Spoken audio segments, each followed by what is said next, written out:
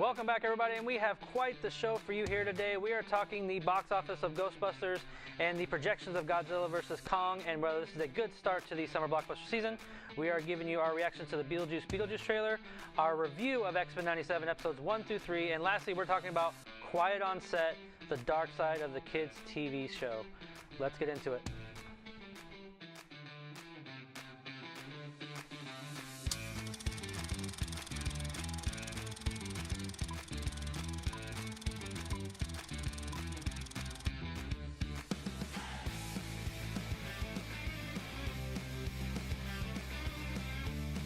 Roundtable, where we give you the best Hollywood-related news here on YouTube. I am your co-host, Josh Williams. I'm your co-host, Jordan Burke. I'm Jaden Romeo. I'm Brady Rowland. Well, we've got two brand new people here. Fresh meat for the grinder. Fresh meat. No, I'm just kidding. I'm just kidding. How's everybody doing this week? It's been a busy week. Yeah, busy. Oh my week. gosh, yeah. A lot of productions are starting. Yeah. I have a lot of stuff to even do after this. Like I gotta shoot something for a side project I'm doing for a business. Yeah. And that's gonna be Freelance. pretty much go here and go. Freelance. It's I'm even doing it pro bono. I'm just doing it to help out the shop, but you know it is what it is. All right. Well, do you want to get started for us here today? Well, you go ahead and get started. Oh yeah, that's right. You know more about this topic. That's right. I'm the one that's getting us off today. First off, we're going to talk right off the bat the box office. We're talking more specifically Ghostbusters Frozen Empire. We'll start off there. According to Box Office Mojo, it has only made worldwide $68.5 million, 52 domestic, 16 international. That's one thing to note. And it's also note that this is on a $100 million budget. Ghostbusters Frozen Empire is.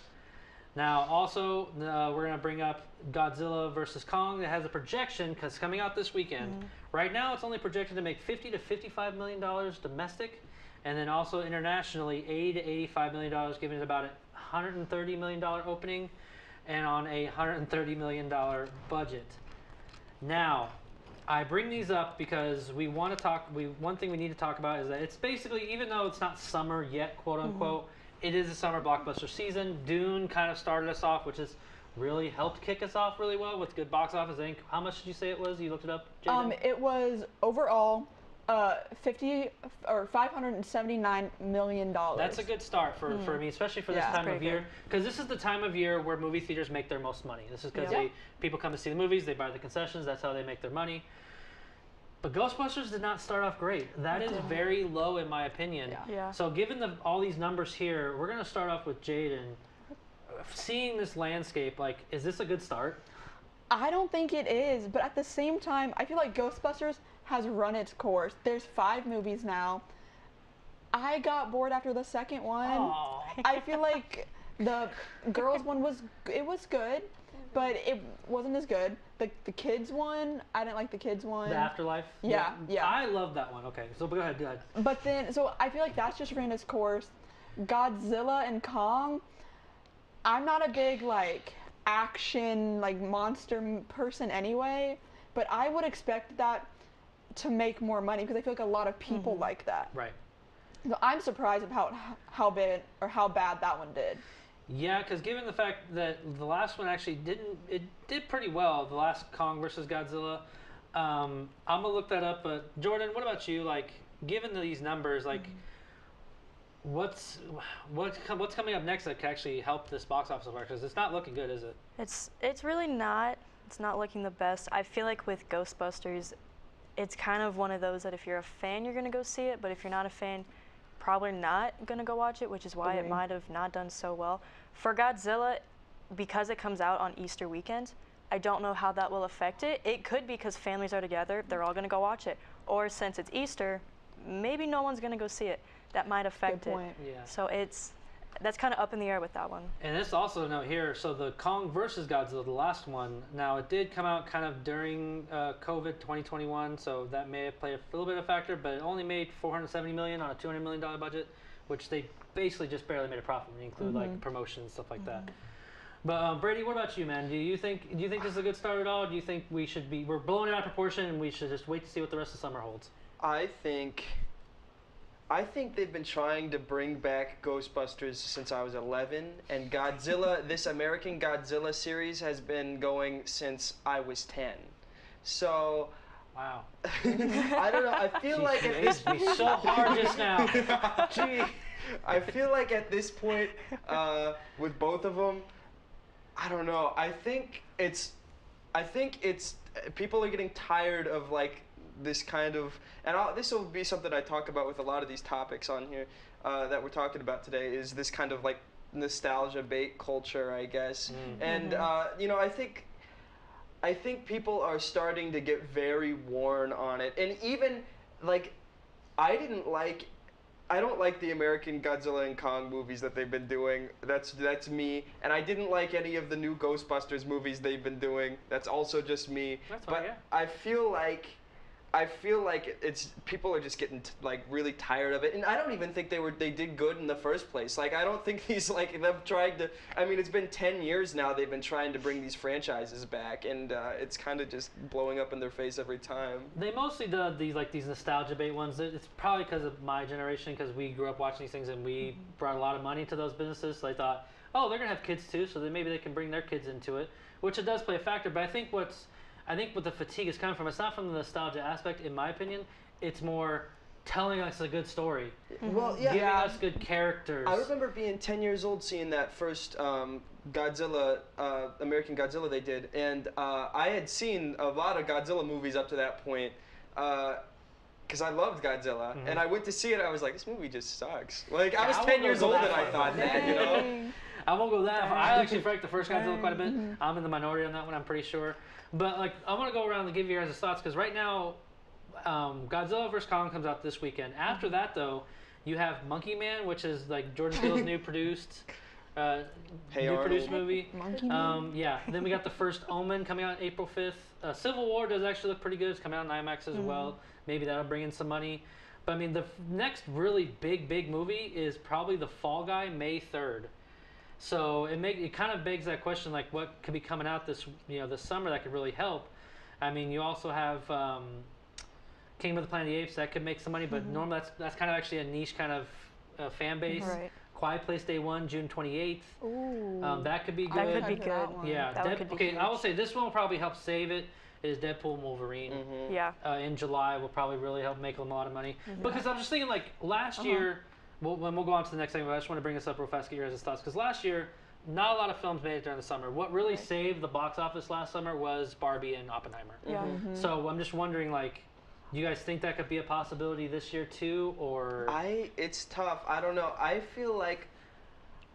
just feel like so many of these movies, what I've seen of them, something I noticed in this Godzilla x Kong thing, is in the trailer they have this stupid portal in the sky trope that's, like I've said, it's been going on forever. I feel like it has to be something different, like Barbie and Oppenheimer were. It has to be something that's trying something new, that can still, that's still fun and can, grab a mass audience, you know? That's a good point.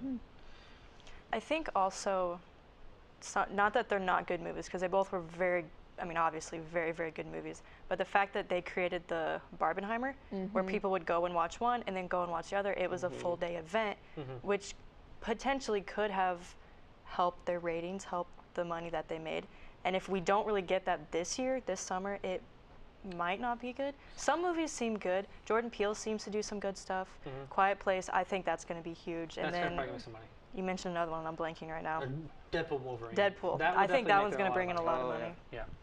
But yeah. So, well, all right, guys. That'll do us for this one. What did you guys think of this news? What do you think of the box office here? Do you think the summer blockbusters are in trouble this summer? Are we going to make some money? Help keep the theaters running? Leave your comments in that section below. Let us know your thoughts. Jordan, what's next? Up next, the Beetlejuice Beetlejuice trailer has been released. It was actually released last week. I'm pretty sure on Thursday. While we were going live, it was released, but we were so packed with trailers that it just slipped through the cracks. Well, we didn't even know about it until after the show. Like, you texted me, you go, I texted Josh and I was like, hey, did Beetlejuice release? And you went, yep. So just now. We're going to find it. But the trailer looks pretty good. It's very bright. The cinematography is very bright, which I was a little shocked. It's good to see that. But I was a little shocked. It's kind of a creepy, eerie movie. But I'm very excited to see Jenna Ortega and Winona Ryder together. They both have such an edge, like a creepy vibe. I think they're going to do great together, and Michael Keaton is just fantastic. But Jaden, let's start with you. What are your thoughts on this? I think Jenna absolutely killed her role in Wednesday. So I feel like this is Yeah. just right up her alley to go with Oh, yeah. Beetlejuice. I haven't seen the first Beetlejuice. I've only seen like the musical. I know. I musical. honestly didn't even know that it was such an old movie until literally this morning. You haven't seen the first. No. Wow. But I I'm just teary-eyed. I excited. just got teary-eyed a little bit just now. That's like, okay, we gotta get you to watch It's it. okay. It's Continue. okay. I'm very Continue. excited It'll to be see okay. the second one though. I'm very excited to see it. So maybe this will change my mind and then I'll go back and watch the first one. We'll see. What about Brady, you, your Brady? thoughts? What do you think? What do you think of the trailer overall? I thought it looked cool. It wasn't I mean, I thought it was. I didn't realize it was just a teaser trailer. I thought it would be more, and then he was like, "What's it? The juice is loose or whatever." juice is loose. But it looks cool. I think the last time I saw Beetlejuice, I think I was probably like 12 years old. So it's been a bit, but I remember liking it, and I think this looks cool. I won't like I have my reservations, but I think the cinematography, like you said, is really cool. I like that. I have my reservations for how good the movie will be. I think the title's neat. I like the title. Yeah, I like the title. But That was good. yeah, I have higher hopes, but I'm gonna hold that a little closer to my chest than. That's a fair point, and like this has come out so much later. Like I said, like some people have never even seen the original Yeah. because it came out in I think in the 80s. I'm gonna look that up too, but I like the trailer. I mean, it didn't give you much; it gave you just enough to kind of get excited. I will say I do like the idea because I just looked up the names of everybody, and it looks like Jenna Ortega's playing Astrid. It's a cool name. Dietz. So my suspicions were that Jenna Ortega's character is going to be the daughter of Winona Ryder's character. And I think that's going to end up being the case, which I do like. And I wonder would be how they're cool. going to play with that dynamic a little bit. I did not see, however, I was saddened because I didn't see Jenna Davis Yeah. on the casting list, which kind of sad Yeah, because I that's was a hoping bummer. they would return. But I mean, it's understandable if they don't. I mean, I just excited for this one. It was this one. The first one was released in 1988. That's what I thought. It was the year before I was born. Okay. Wow. But this one, it's going to be fun. Willem Dafoe's in it. That's going to be a good Love addition to Willem it as Dafoe. well. And Catherine O'Hara is returning as another one.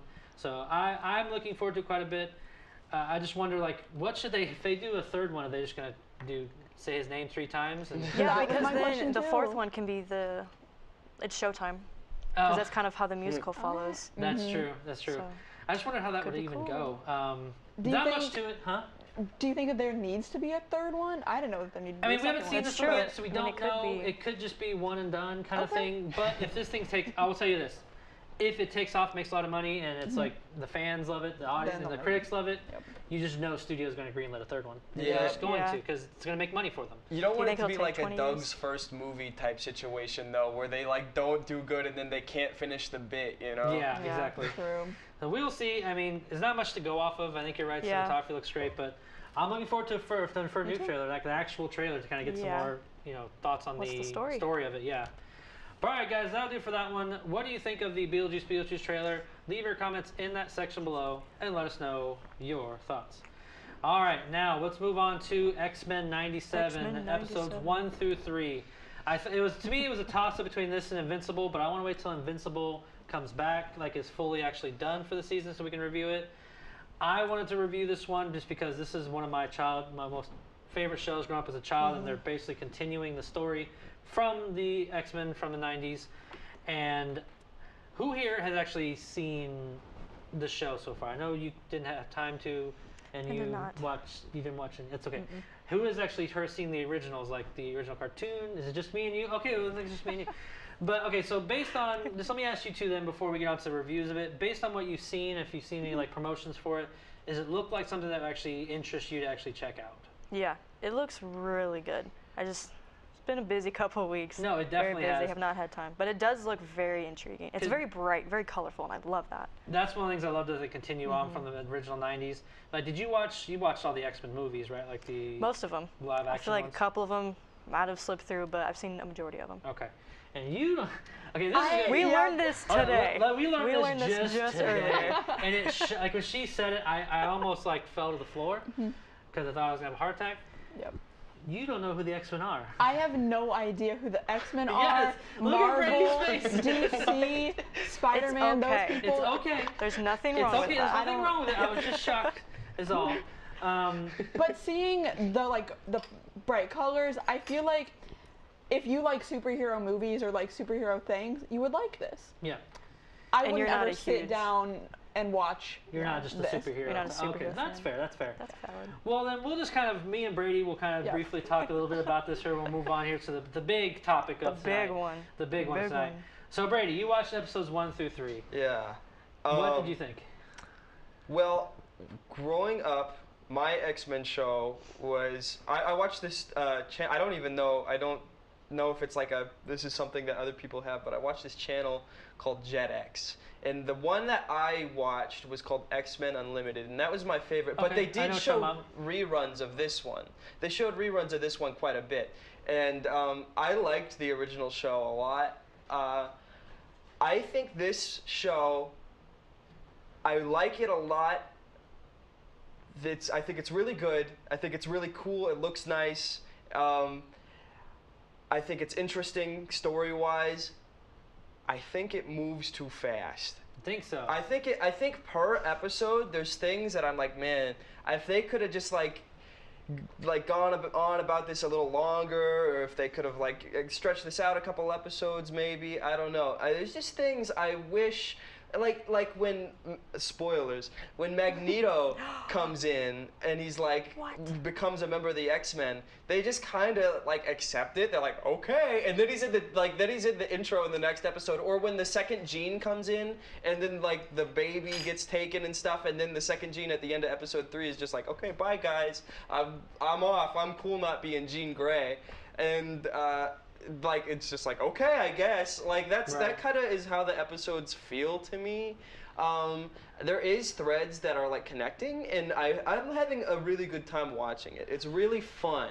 So, did you ever watch the original? Yeah. Like the 90s cartoon of X-Men? Like, did you ever watch that? Okay, because I don't mind how fast they're going because that's how it was. That back is how then. it was, and I think in my head I was expecting it to be More modern? Yeah. Modern. So I was expecting it to be not like an exact continuation, which is what it is, which is really cool. I think in my head I was expecting it to be more, I guess, adult, which I'm glad it isn't though. I feel like it could have gone too far that way. I'm glad it is the way it is. I think it's found a healthy medium, and I need to I feel like part of my thing is I need to accept that this is still a show for kids that can be understood by kids. And I think as a kid's show, it's really good. And I think as nostalgic media goes, bringing stuff back, I think I like this because it's good. It's not just because they're bringing back X-Men. You know, it's this is just a good show. And if the original show wasn't there, it'd still be a good show. Nope. And I highly agree with you on that one. I brought up because if you bring back nostalgia, it has to have a good show, good characters. This has both. It has, the characters are pretty much the exact same as what I grew up watching as a kid. Now thinking back on when I was watching episode 3, I was like, ooh, there's some really, they're doing some stuff I didn't expect.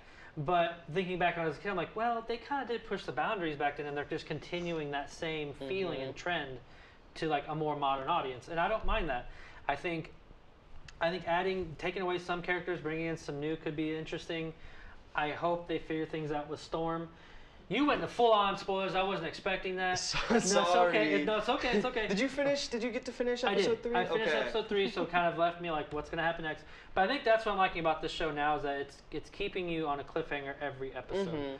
And I like the fact that, unlike Netflix, what I think is a positive for me for things like Paramount, everything other than Netflix is that they're going back to the old school episodic weekly releases.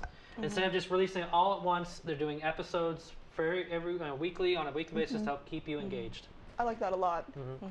And you know what I've realized, and this is, I do like episodic TV, self-contained episodes. An example of this is a couple years ago, I watched Supernatural. Oh, and the first however many seasons are episodic and have self-contained stories, and I really like it, you know? But,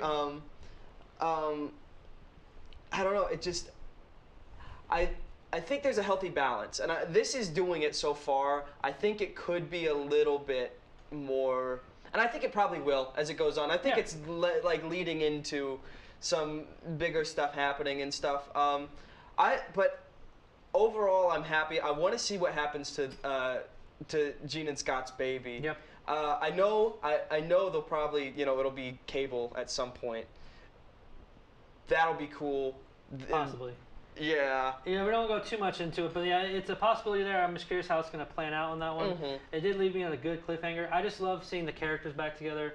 The intro is not exactly the same. It's the same tunes, but it's not the same sounds, if that makes any sense.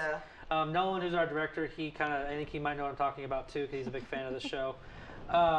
Either way, I mean, it's got 98%, 94% of people like it, 90% on for critics, and I just think it's off to a great start, and I'm excited to see like where it takes us. Like, hopefully, if this is gonna dive, if this is gonna mesh into the multiverse of the MCU, we don't know. It could not. I don't know. I kind of hope it doesn't. Almost. I like it. I think, and this goes with what I was saying earlier. With like, I think there's something cool about like there's all these like gritty superhero recreations. This is what it'd be like in real life, or these like. This is like we're putting this in with the multiverse and stuff, but yeah. Yeah. No, and yeah. So far, out of for episodes 1 through 3, I would give this a really solid 9 out of 10 for all 3 episodes. What would you give it? I think I'd give it. I think I'd give it an 8.5. 8.5. That's good. It's good. I just wanted to introduce this so we can have it on the forefront of everybody's minds. I'd like to, if we can, get into if we're still around before the season before our semester ends, and we can talk about this. But I have a question. I have a quick question for you. Yeah, so I did not get to watch it, but I wanted to get reviews of fans who have watched it. Okay. And I know that you have seen the first series, and you are more familiar with Saturday morning cartoons than the rest of us are. While going through the reviews, a lot of people said that they liked it, but that it gave them the feel of the first one, of also waking up early on a Saturday in their pajamas, watching the first cartoon. Did you feel like that while watching this new one? Yes. Because that's dope. I didn't do that this morning, but typically, what I did the first 2 episodes is last week, like Wednesday morning or Thursday morning. No, it was Wednesday. It was right. It came out Wednesday morning. I woke up, made my breakfast, and watched X-Men '97, just like I did when I was a kid. Aww. Like as a kid, I got my cereal, I sat down, watched Saturday morning cartoons, watched the lineup, and that's kind of what I did with this. And I try to do that with my daughter. So like on Saturday mornings, just like give her like some episodes of TV to watch, just to kind of do that. And no, it gave me that nostalgic feel, and I think it helps when it has that feel combined with a good story and good characters. Yeah, that makes it something special, at least for me. Rogue better not be doing my boy Gambit dirty. It's worrying me. We will see. That's actually a very good threat too. All right, folks, if you have seen X-Men '97, what did you think of the episodes 1 through 3? Give us your score below, and also your positives and your negatives in the comment section right down there. All right, what's the last thing we're talking today? It's pretty big. I don't know about anybody else, but it has been just taking over specifically my TikTok feed for about the last month. It is Quiet on Set. The docuseries Quiet on Set, The Dark Side of Kids TV was released. It aired on March 17th, 18th, and the 22nd. So far, it's 4 episodes. We may get a 5th one. It looks like they're making a 5th one, but we're not really sure the direction that's going to go. Yeah. But go ahead. Because I feel like the 4th episode kind of left it. It kind of ended. Yeah. Sort of. Maybe the 5th episode is just exploring something different. Maybe. But I don't know. But I don't know if anything about that has been released yet. But this series talks specifically about Nickelodeon. It talks about the toxic workspace, about working on Nickelodeon, dealing with showrunner of many Nickelodeon shows, Dan Schneider, and also dealing with the dialogue coach for these children, Brian Peck. They interviewed many actors, many other members of productions, people that worked on these shows.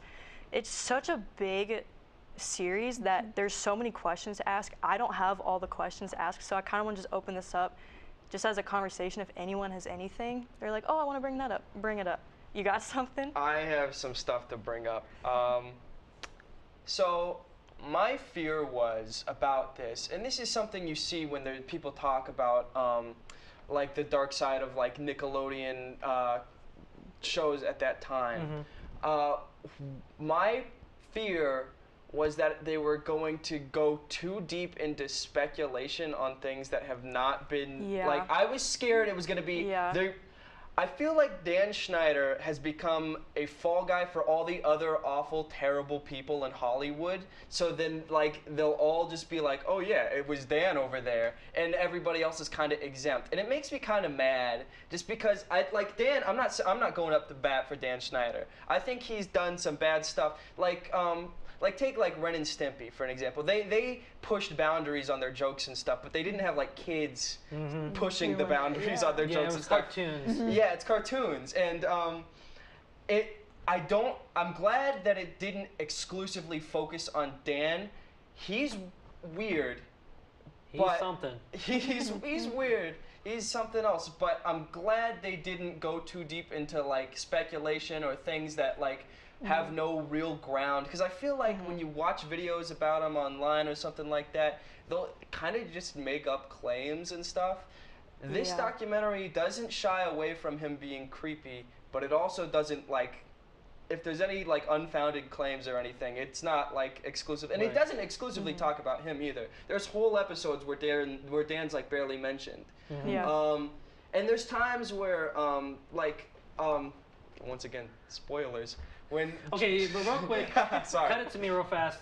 We will say this, guys, if you have not watched Quiet on Set and you're watching us live or you're watching us afterwards, please, pause us or mute your, I'm going to put my hand up here, 5, 4, 3, 2, 1, mute your volume so you don't hear spoilers. We're going to get into heavy spoilers for this discussion. I think it's the only way we can actually do so. Agreed. But if you have watched it, please join in the conversation still in the live chat below right there, okay? Now, we got that. When Drake Bell comes on and talks about that, I think it's interesting how he talks about Dan reacting to his situation. He says that Dan, like, he was like, "Are you okay? Are you all right?" And I think in that situation, Dan was in the right. I do think, though, it's his job to make a safe environment for these kids, and he didn't. That's where he failed. It was a catch-22. I agree with that.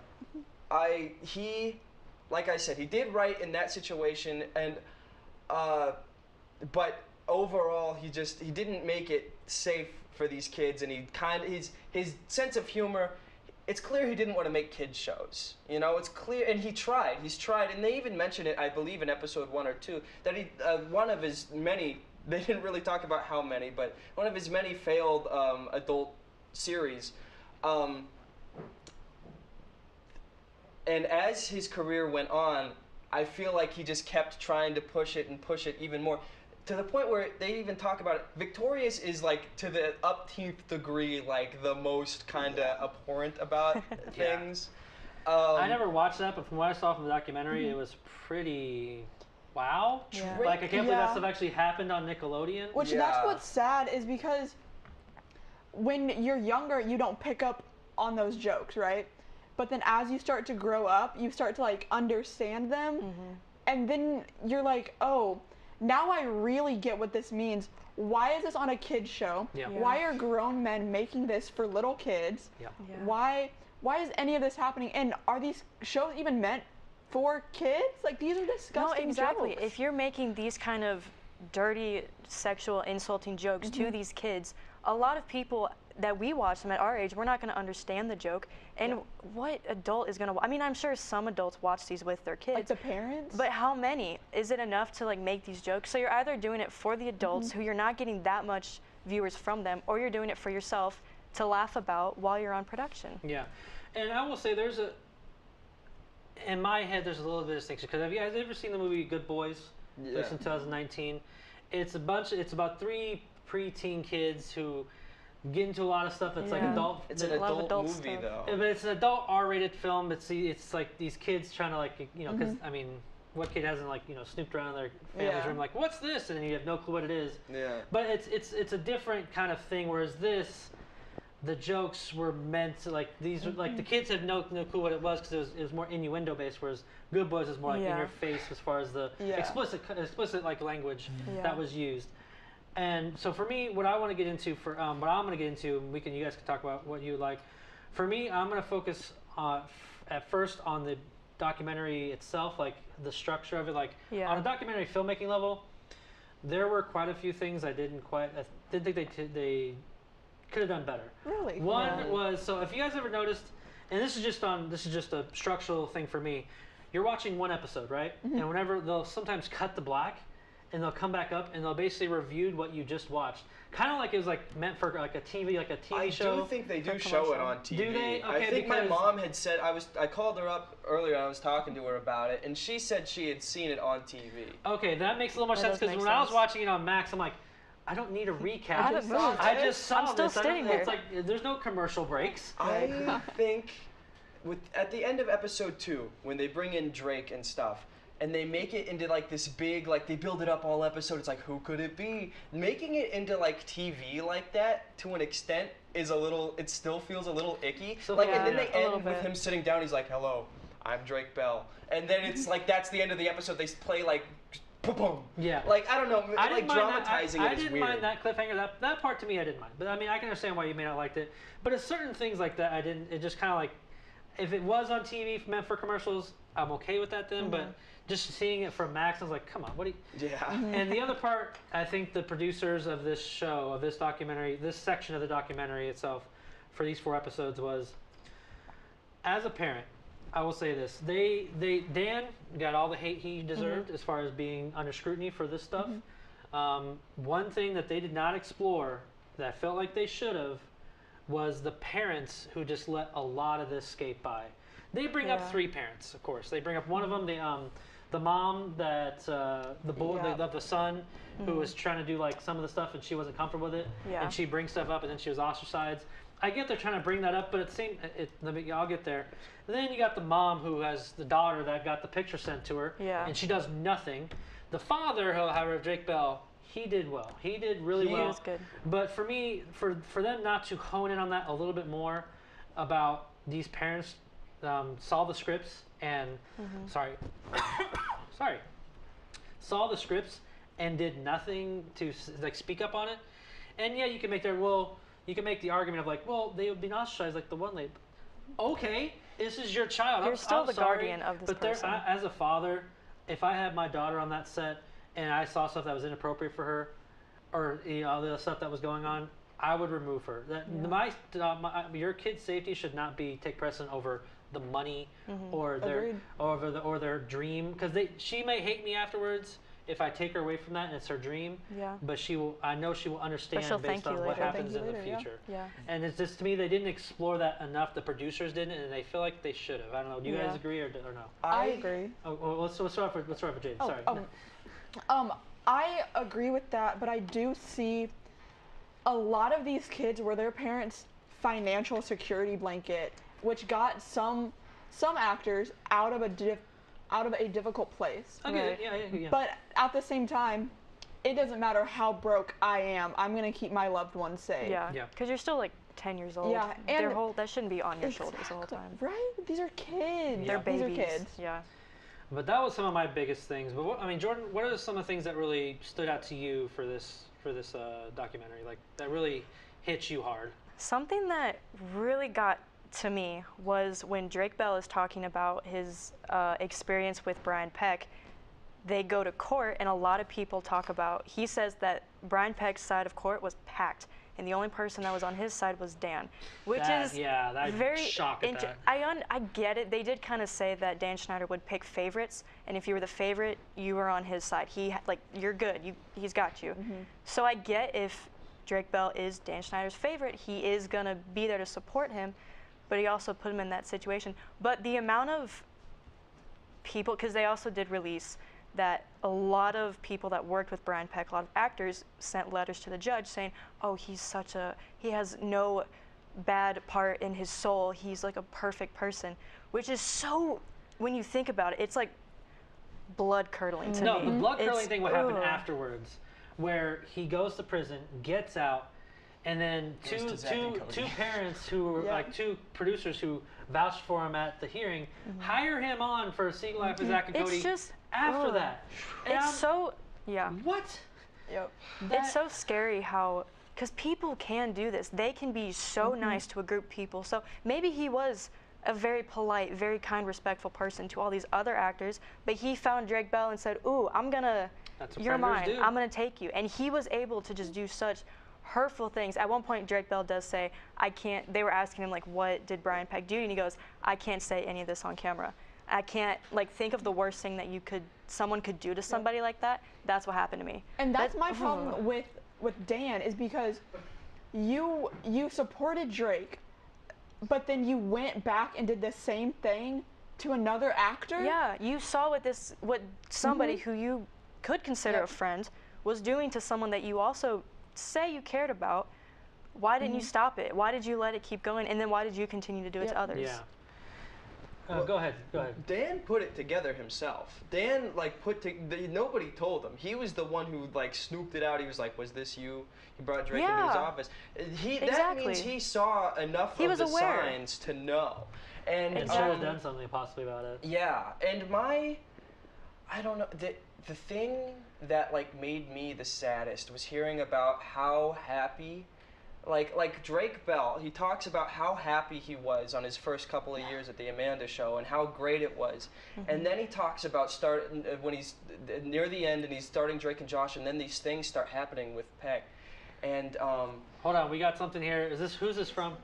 Oh, this is from Nolan, our director. He says, and I quote, "He had a portrait of John Wayne Gacy." He did in his house, and how does anyone think that was not a good guy? He was that proud is a to show good it point. What's his name? John Peck, is that his name? Brian Peck. Brian Peck.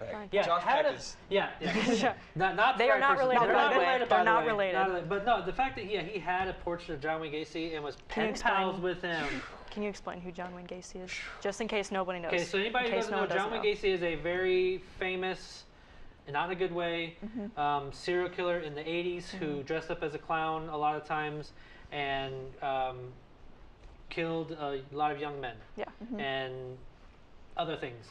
But it was pretty shocking to see that, and actually, and they even brought up that some people would go to his house and he would bring up, "Oh, I'm pen pals with John Wayne Gacy." He was proud of it. He was showing it off to everybody. He had letters from this guy. They had a connection. If that's not a red flag, I'm sorry. And then you're gonna go work on a kids show. On a kids show. You're dirty. What I was saying was, Drake Bell has all these great happy memories, and it's like a childhood dream coming true, and it's so happy to hear. But then after the stuff happens with Peck, he says he can hardly remember anything after that because it just took over his thoughts and his life, and that is just it. Thinking of how manipulated him and his mom were, and thinking of the bastardization of these kids' dreams is just, it made me, I cried multiple times watching this series. I cried because it's just, I know how it is to be a kid and want to do something, have you have dreams, you have your dreams, and having that pulled out from under you in such a despicable way is just so. I feel watching this. I felt sick. Yeah. I felt really sick. I feel I mean, if either one of you want to jump in on this one, I feel that's what they did very effectively as far as the documentary goes. Kind of laying out that story and letting Drake just tell his story of it. Yeah. How do you feel the documentary did just explaining things, especially in those first 2 episodes, kind of building up Dan a little bit and then building up on Brian Peck and all that stuff. How do you think it did as far as telling the story that they were trying to tell? I think they did a really good job. They start off by kind of saying how Dan Schneider became Dan Schneider. They talked about how I believe his first role was head of the class, which is, it is a pretty good show. It's fun, but they mentioned that he wrote and directed a show with a co-star. I don't remember if it was head of the class, but then they go on talking about how, he's the golden boy. I think they quoted him as the golden boy, and how he has created Nickelodeon to be what it is now. He's created many stars. Then they get into Brian Peck, and then they start getting into the bad stuff, all the negative things. Then they bring in Drake Bell, who tells his story. They bring in, I'm completely blanking on her name right now, the girl that was on Zoe 101, to talk about her story. Alexa? Her stage name was Dana.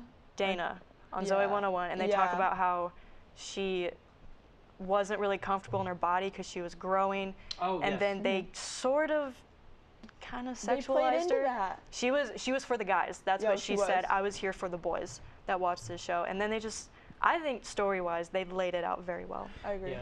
There are things with it, like some of the more like suspicious things in the shows. Take like the foot thing for example. Like Yeah. I take it back like 15 years. You can give the benefit of the doubt. You know, the public idea of like things people can be into was not quite. I mean, you know, it's like you could say it was like, oh, boogers, butts, feet. You know, it's just gross. But there's a lot of those where I was like, this is going, this is Yeah. too, Yeah. this is too much. Like the water thing, like the Ariana Grande That water was a thing. big, It's big like problem. you're like it. None of it is good PR. None of it is good PR. Especially when you're making jokes like that. Then you go make jokes like that, and then it's like, oh man, I don't know. There's one last thing I want to get into, but I want to get your, like, what was one thing for you that really stood out to you in this documentary that was like the part that probably moved you the most? I was just thinking about the whole time that is this a coincidence that all of these child actors have gone down a bad path? Yeah. That's a Because good point. your childhood was ruined. Mm-hmm. You can't speak out about it because you were paid off, or or something happened. You signed something that you can't talk about it, and now you just have to sit with that. Yeah. And that, I don't know if I could be strong enough to like just deal and just be in my emotions and do all that. Yeah, I feel like that was the rule, especially with a lot of these child actors at Nickelodeon. I think the only exception is like Josh Peck, who's actually has a pretty decent acting career right now. I mean, he was just in Oppenheimer last year. Yeah. And I did like it afterwards. Drake said that Josh reached out to him and is trying He to help did, him get through on all this TikTok. stuff. Yeah. And I Yeah. thought that was really cool of him because they were really close. They were close. And then they had a little falling They out. did, yeah. And But Josh I guess and- now they're- yeah. Yeah, they're cool They're again. buds again. So the one last thing I want to bring up, because we're at 41 minutes right now, we want to have time for one question before we get done. One question. Nolan, we may go, we know our average is 45, we may go over just a little bit, but that's okay. I'm okay with that. The last thing I want to bring up is Amanda Bynes. Oh, poor They girl. don't get into her a lot because she was don't. not available for being on this show. But that was another big one when exploring Dan, and I know you had quite a bit of thoughts on that one. I did. I don't want to step on too many toes with this. I do want to respect Amanda Bynes, Of course. just her name and Yeah, everything. But they exactly. do kind of go deep into the Amanda Show, which was one of the first biggest shows on Nickelodeon that Dan Schneider created. I don't know if I should say this part. I'm going to. But I heard she has made, on Twitter, she has made a comment that she did get pregnant from her boss at 13. She did have an abortion. On 13, she was on the Amanda Show, and her boss would have been Dan Schneider. I don't know. That is all speculation I heard from somebody else. I don't know if that's true. I haven't looked into that. But a lot of people are talking about that on social media. If those are the lineup, I mean, she has kind of gone downhill a little bit. She's just, right now I feel like she's trying to live her life. I think she's working at a nail salon. Yeah, Good for she her. just Good for her. got her like nail technician's license or yeah. something.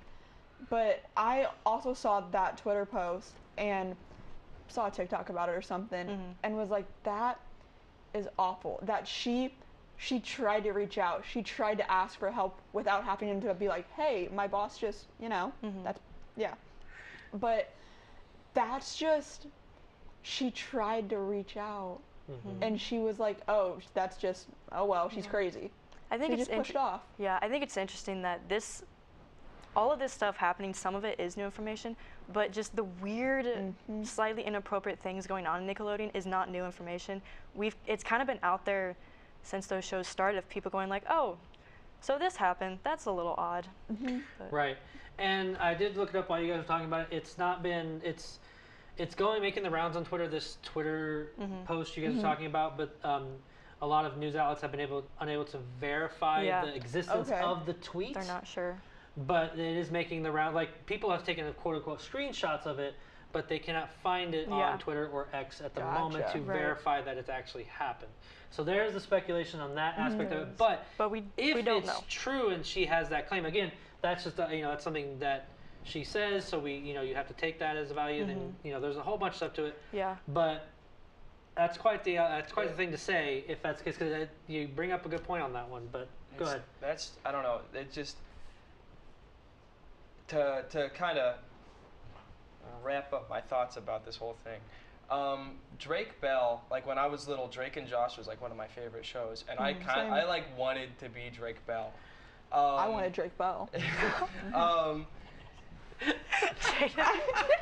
It's true though. Let's be honest. It's He was true. a pretty guy. He It's was so true. fun. He was He was cool. edgy. He was the bad boy. Oh yeah. And this whole thing just makes me so sad, and it I like to go back and watch that. I like to watch when I was little. I liked this movie that he was in called Superhero Movie, I heard that. and it was yeah. in that for a second. That movie's aged not very well, but it's still, you know, I'll watch like Drake and Josh or like that, and I don't know. I wonder if I feel kind of bad because I'm like, was this all worth it? Like, was this media for me to take in worth him going through as much as he went through? True. And I don't think it is, and I feel bad, but also it's still there, and I still watch it. I don't know what to think of it. Right. Yeah, it's Exactly. fair. I mean, it's a fair point, and even then, like some of the other actors who went through what they went through in the '90s and early 2000s before that. But what would you wrap up your thoughts here before we wrap up this one? I think the whole situation sucks. I'm glad that it's finally being recognized, and I just hope everybody gets to tell their side. And I hope that this doesn't happen again because there is so much awareness for it now. I hope that it all goes good from here. Yeah.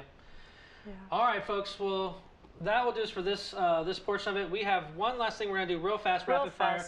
One question from the audience member we had come in. What was the last question before we wrap up the day? Last question. What is your favorite movie genre? Ooh, mine would probably have to be thrillers. Psychological thrillers is probably my number one. Never mind. Not the psychological part. That's I like psychological thrillers the most. What was yours? I'm gonna go horror. I Horror. love a Ooh. good scary movie. I love being scared. Y'all are brave. I like a good low budget comedy because they have to be like so much wittier because they can't do like as much as like something with a higher budget, you know? Like, I don't know. That's Okay, what about yours? I love a good action movie. A good produced one. Some of them kind of suck, but I do love just a good, solid action movie. I have to ever watch Raid Redemption. All right, folks, that is for today. Thank you so much for watching. More importantly, what do you think of all the news we have for you here today? Leave your comments in the section below and let us know your thoughts. Also, if you like what you watched and you like all the content we have here in Red Digital, hit that like button, punch the subscribe channel so you can receive all of our great content we have for you here on Red Digital. That's all we have for you today. Again, I'm Josh Williams. I'm Jordan Burke. I'm Jaden Romeo. I'm Brady Rowland. And thank you for keeping it real with Real Time. Real time.